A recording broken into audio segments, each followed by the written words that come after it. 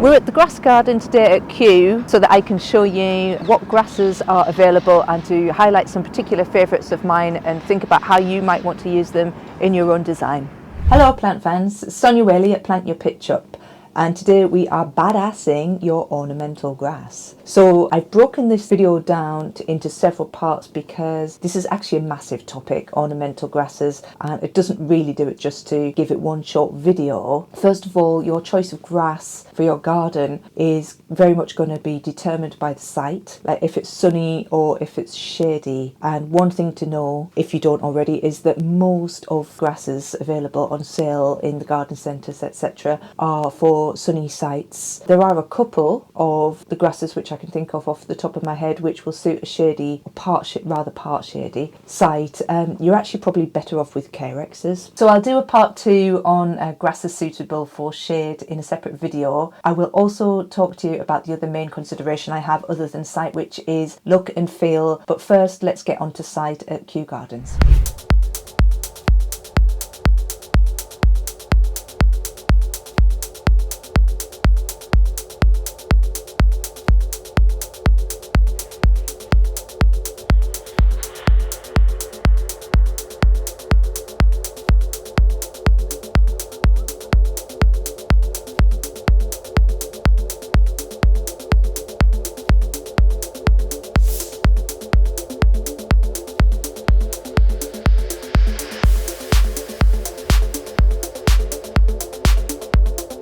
By chance rather than design today, the grasses are looking absolutely phenomenal.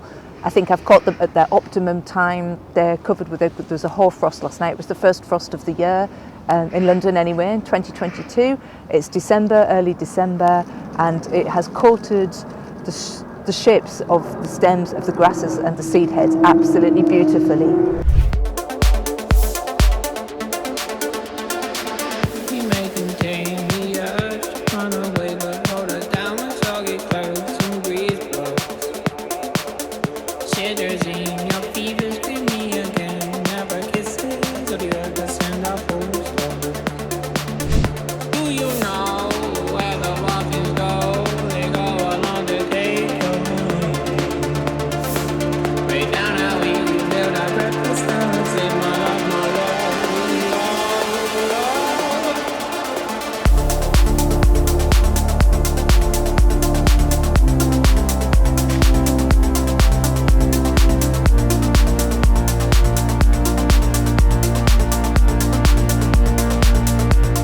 Grasses have had a rise in popularity for the last 30 years or so, like since the mid-90s, with the new perennial movement coming out of Germany and Holland, especially with the rise of rock star planting designer Pete Oudolf. I actually think a garden these days without any grasses looks a bit old-fashioned. You know, I see a few gardens that are still just shrubs without grasses, and actually find this looks a little bit bizarre now.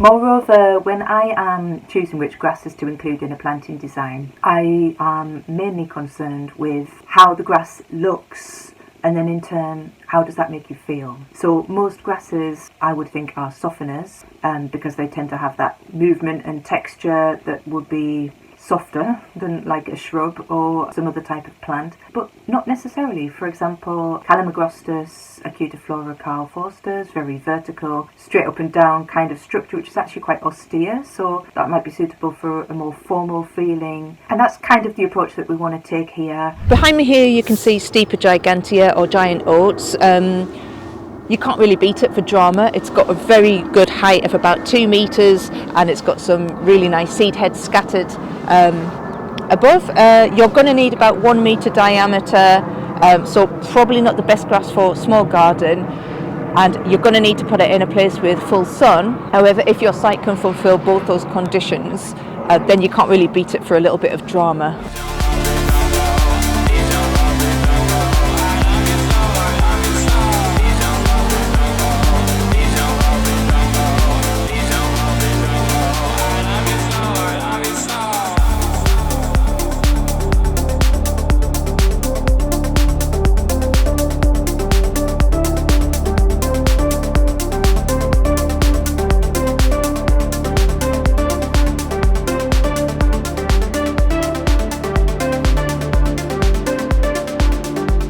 So behind me here, this is Calamagrostis acutiflora Karl Foerster, oft favoured by designers because of its extremely vertical structure. This is in fact what I would also use it for. It's sometimes you want a vertical line to either point the eye upwards to the sky. Maybe there's a tree canopy that you want to show off and draw attention to, or sometimes you just want to contrast to any horizontal layering that you have going on in other planting in your design. So this one, yeah, it's particularly useful for its verticality. Queen of my vaccine, my love, my love. Please don't go, please don't go. I love you so, I love you so. Please break my heart. Oh, please don't go.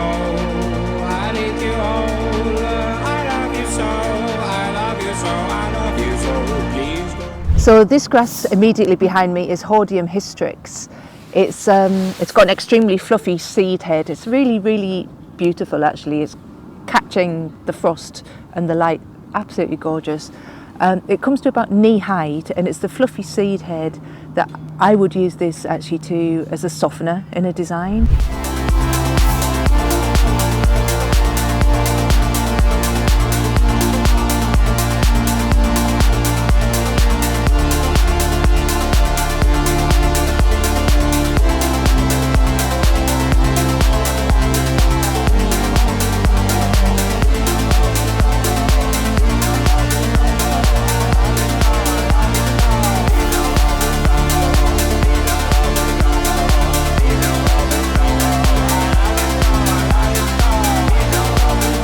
So we're back at home now, just checking on Hordeum hystrix to find out whether or not it's available in the shops. Sadly, it's not. So it's all well and good showcasing the grass at Kew, but if we can't actually buy it, then it's no good to us in our planting design. The closest match that I found is another barley. It's Foxtail Barley. The other one is Mediterranean barley, but Foxtail Barley you can get from like Sarah Raven are selling it as seedlings come spring. And yeah, there's several other companies selling it as seeds. I haven't found it anywhere to buy as established plants, but I first saw that one at Sussex Prairie Gardens, and it's really lovely. It's comes to roughly knee height, and it's got a very pink blush to it. So it's got very blonde seed head and pink blush, and it's really, really good for movement. So I would recommend that one in place of the Hordeum hystrix. So that wraps it up for grasses today. I was hoping to show you some Stipa ichu. Haven't actually found any, which is a shame because that's my current favourite grass. But at least hopefully you've had a little bit of insight about how you might like to use some of these grasses in your own designs. Thanks a lot, take care. If you're feeling this video, give it the old thumbs up.